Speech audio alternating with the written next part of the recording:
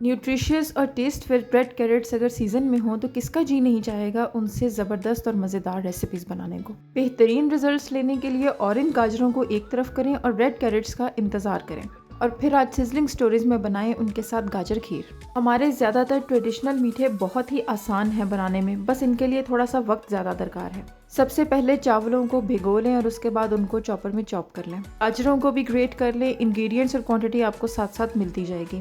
1 letter پانی لیں، اس کے اندر چاولوں کو بوائل ہونے کے لیے رکھ دیں۔ جیسے ہی چاول بوائل ہو جائے اس کے بعد ان کو ہاتھ کی مدد سے میش کریں۔ چاولوں کو پہلے چاپ کرنے کا مقصد یہی تھا کہ اس پوائنٹ کے اوپر ہمیں بہت زیادہ میش کرنے میں محنت نہ کرنی پڑے، لیکن یہاں پر بلینڈر کا استعمال یا چاپر کا استعمال ابلے ہوئے چاولوں کے لیے نہیں کرنا، کیونکہ بلینڈر یوز کرنے سے اس میں دانہ بالکل نہیں رہے گا اور اس کے ٹیکسچر میں وہ بات نہیں رہے گی جو کہ گاجر کھیر کے ٹریڈیشنل ٹیکسچر میں ہوتی ہے۔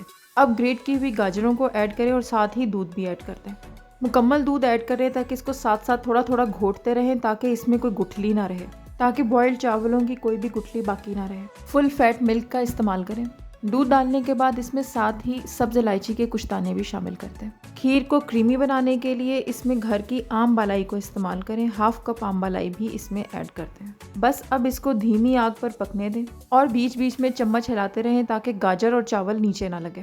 اس کے اچھے فلیور کا راز اس کو دھیمی آگ پر پکانا ہے۔ یہ کھیر کم سے کم 2.5 سے 3 گھنٹے پکی ہے۔ آخر میں اس میں چینی شامل کریں۔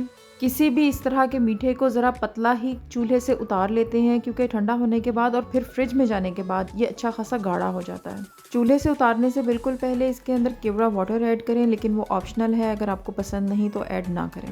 سزلنگ سٹوریز پر آپ کو ملیں گی بیکنگ اور کوکنگ سے ریلیٹڈ بہت ہی آسان ریسیپیز۔